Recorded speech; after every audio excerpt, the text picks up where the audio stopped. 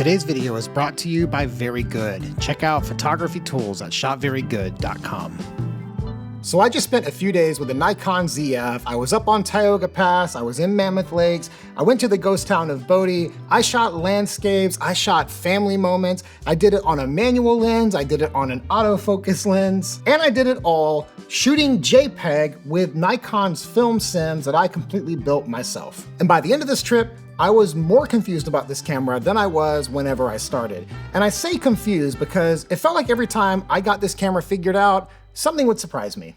So a quick catch up for you if you're new here. Nikon sent me a ZF to try out for the summer. This is a 24 megapixel camera and it has this really cool retro design. And when I told my friends at Thypoch that Nikon was hooking me up with a camera for the summer, they sent over the 35 1.4. Now the kit lens that Nikon sent with this camera is this 24-70. I do not like zooms and I also don't love the size of this lens. So I went out and just bought the 40 f2. I got it locally here in the Bay Area for a very, very reasonable price. And so I bought a lens to try on this camera. I figured worst case scenario, I'll just sell it off if it doesn't work out. And I mentioned JPEG because that's what I did. This whole trip, I only shot JPEG. Now I created my own look in Nikon software. I loaded it into the camera and that's it. No RAWs, all consequence.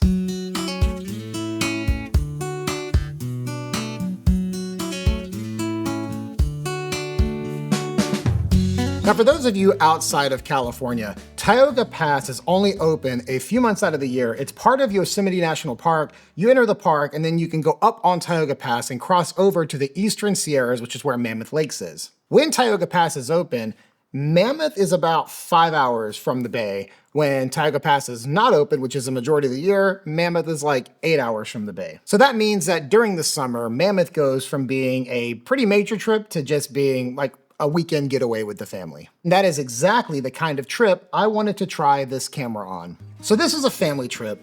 It's not a photography workshop. When you're on a family trip, that means you're doing photos when you are there. You're not just doing everything at like the best time of day, golden hour. You're driving, you're stopping, you're giving the kids a play break and a stretch break, and photography is happening in real life, not at the opportune time. So basically, you're shooting while the moments are happening. Now I started capturing those moments with the Nikon and the Thypoch lens, so let's put it on for just a minute. This right here was my first time really using this camera. This was the setup. Manual focus, which is something I know and love, on a digital body with an EVF through the lens, and of course the back screen like every other digital camera has. Now I do really appreciate these retro dials on the top. I had the shutter dial just set to X for the day. I had the camera in aperture priority right here, just selected on the A.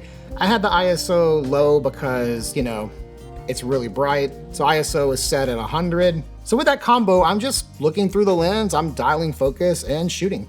Now you may notice I put a handle on this Nikon, and that is because the ergonomics on this camera are pretty awful. So this greatly improved my experience with the ergonomics. Now let's talk about the JPEG because I find this to be one of the most interesting things about this camera. I was able to create a very dialed custom look, put it in the camera, and then see in real time what that image is going to look like through the EVF. Now, one thing about shooting JPEG versus RAW is when you're shooting RAW, you've got a little latitude on either direction. I mean, you definitely never want to overexpose the highlights on basically any digital camera. When you are shooting JPEG, you've got to kind of just get the exposure right on the image because you're not going to have all that range to edit a JPEG like you would a RAW file. So you really need to care about your exposure. And that's where something like this little dial comes in because, you know, the meter in the Nikon sometimes got it wrong. It would underexpose a scene or overexpose a scene, but I could quickly use the exposure compensation dial, which, you know, most cameras have. But I actually found myself touching this a lot as someone shooting JPEGs. You know, I'm exposing and then I'm making a micro adjustment here or there before I fire off the shot. I really enjoyed the process of seeing the image before I took the photo, knowing that I'm not gonna mess with it in post. So here's a pro tip. If you're shooting JPEG and you plan to not edit your photos afterwards, use the built-in tools if your camera has them to just get the things that you would really care about right on the front end. So for me, that meant using the level. I hate crooked photos. There's something when I look at a photo and I see a water line and it's crooked or things just aren't square. That's the first distraction I notice. And so I really care about that. So I was using that level on the EVF just to make sure I was getting my photos straight. I was also using the histogram to really understand where the exposure was actually landing because I don't know this CVF. We're just getting to know each other right now. I don't know if it's a truth teller or a liar. So I had the histogram up, I had the level up, which made a pretty crowded display, but when you're shooting JPEG, you rely on those things to get the most accurate photo for what you want right out of the camera. Anytime you adapt a manual lens onto a body and you're going to have to shoot through an EVF, that's already, to me, a lesser experience than using an optical viewfinder or a rangefinder. There's something about the manual process that feels most natural when you have a prism or a rangefinder parallax happening. Just, like anything that feels more analog than manually focusing through an EVF. So when I've adapted manual lenses over to a digital body like on a Sony or even like the Hasselblad X2D Mark II, there's always some just disconnect happening in my brain as I'm manually focusing looking at an EVF. My brain was more tempted to accept this setup purely because of the retro design. I know that sounds really dumb, but it's that little detail felt a little more at home. This felt somewhat more natural. But it was still, my brain was still just trying to make that connection between, okay, I'm manually focusing here on a camera that was made for autofocus. And just touching a few dials did help connect my brain to that process. Now, Thypoch makes fantastic lenses. Honestly, in their price point, I think they are an industry leader. I will say it's kind of two lenses in one because when you open this lens up to 1.4, it looks very different than it does stop down. Stop down, it looks like what you would expect. It looks like 35, stop down, nice and sharp, good resolution, good color, all that. But when you open it up to 1.4, it does pack a lot of center punch and micro contrast. I wouldn't call this a full-on character lens, but there's enough character in here that you kind of get two lenses in one. And seeing that through the EVF with the look that I made already built into the camera, that was pretty surprising and cool. Obviously, I expected to love Tioga Pass. I expected to love a day out with my family. I was thinking I was gonna like this camera, and I already knew that this lens was gonna be a great lens, but I didn't expect the JPEG shooting experience and seeing it all in real time to really be that cool, but it definitely was.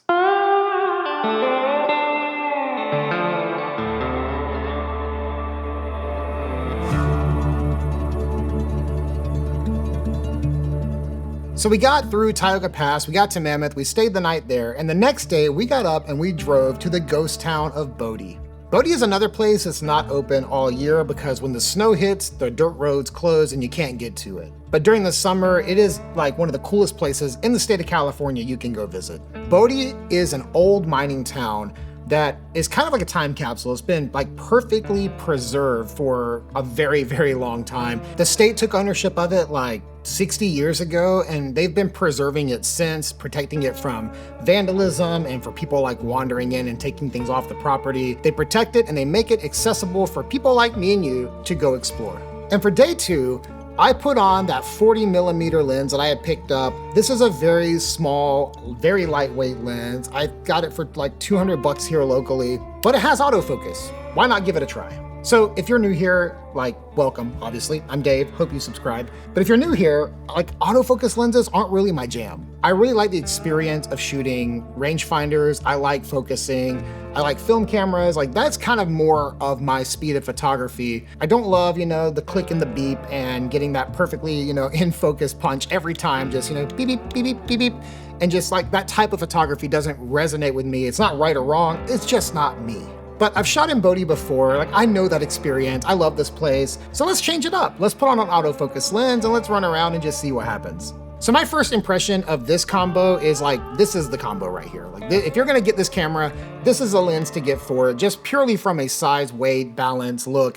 It really checks every box. 40 is gonna do basically everything you want. You could shoot portraits with it, you could shoot landscapes, you could do anything with this 40. That said, this combo confused me a little bit. I had quite a hard time making 40 work for me as someone who normally shoots 35. And you would sit there and think man, 35 and 40, how much different can that really be? I was pretty confused that 40 felt that much tighter than 35. Being that I've shot in Bodie before, I know where I would stand to get certain compositions, and being that I know 35 very well, I kind of can just tell you F8, set at infinity, and I can stand here all day long and just be good to go. But with the 40, I found myself having to step back an extra 10 feet to get the compositions that I want. The big surprise though I had with this camera was like the return in my head to autofocus. It was most nice though when I wanted to open the aperture up a little bit or just like get a photo of my family. Normally when I have on a manual lens on my Leica or even with this setup here like I was in Tioga Pass, I'm tracking my kids as they're running around. Like I'm just like with them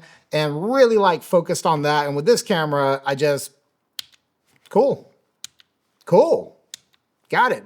And I mentioned like photos of the kids. This camera allowed me at any time with this combo to just lift it up and grab photos of the family. Like without even thinking about it. It was just like, hey, they're in focus. Hey, they're in focus. That was really a pleasant surprise to use a camera that had such snappy and predictable autofocus. And what that let me do is like really just kind of be present in the moment. Like, let's have a heart-to-heart real quick. I'm gonna put this down. If you are a photographer, but you're also like a dad, a husband, family man, put in any other thing that involves you being present with people. In the same way, we've got balances with the camera. We have aperture and ISO and shutter speed and what you do to one affects the other. That's really true of like being a dad and being a photographer. Like the more present I am with the camera is the trade-off to make me less present with the family. Sometimes you just want to be dad, you just want to be with the kids and have a good time and like be that family man. That's why we're here and why we're doing this anyway. That's what it's all about. Honestly, for me, this combo let me experience that on this trip. I mean, I'm pretty efficient and fast with my manual focus cameras. I don't ever feel like really disconnected from my family because again, being a dad is what it's all about for me. This setup right here gave me one less thing to do, which is focus. It just let me look through, compose, and grab the shot, which means that a lot of the images you're seeing here were just taken as I'm walking alongside of my kids, or photos of the family themselves. Having one less thing to think about was, for me personally, a nice win and a nice experience with this combo.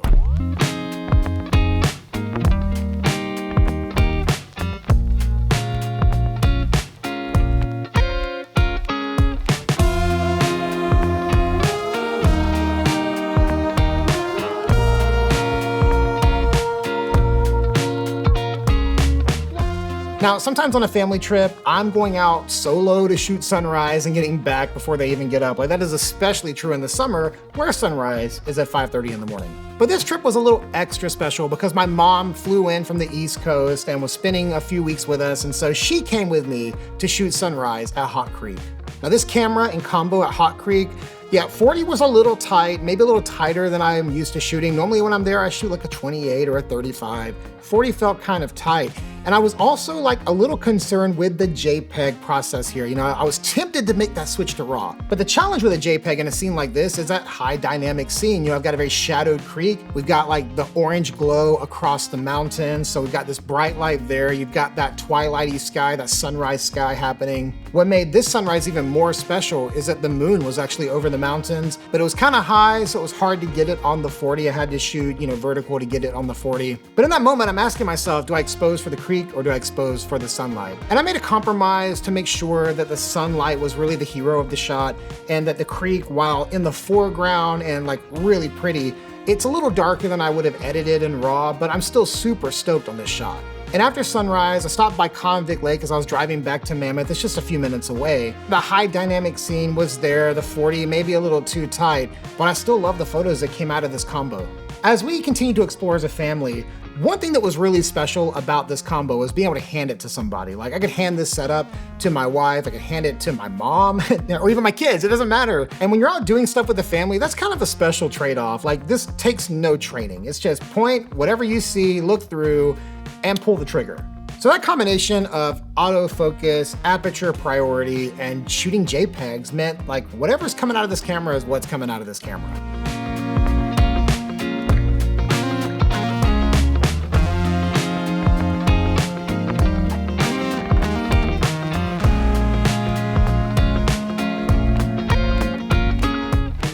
Now I'm sharing all of this with you now as I'm reflecting on the experience that I had. But when I was out with this camera, I never once thought about 24 megapixels. Like I wasn't thinking about any of the camera's specs. I wasn't out there thinking, oh wow, that autofocus is really fast. It was just working and I was just shooting. And after the initial like getting used to seeing the JPEG through the EVF, I quit thinking about that as well. I was just out with my family on a trip, making photos, and the camera was kind of out of my way. And when a camera gets like that for you, then the camera's doing something right.